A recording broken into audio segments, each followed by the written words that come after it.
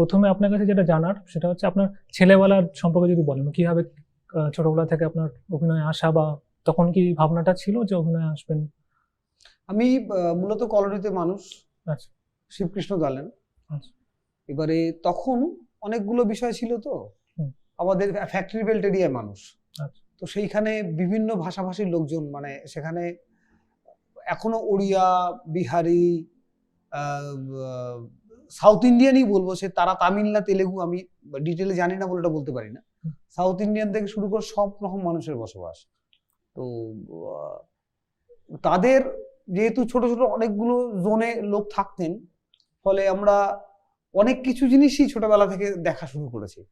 মূলত আশা হচ্ছে যে পাড়ায় যে মনসার গান, শীতলার গান, এই যাত্রাপালাগুলো হতো। তারপরে আমাদের টাটা অয়েল মিল ছিল, ফ্যাক্টরি বেল্ট এরিয়া, সেখানটায় ইয়ে হতো,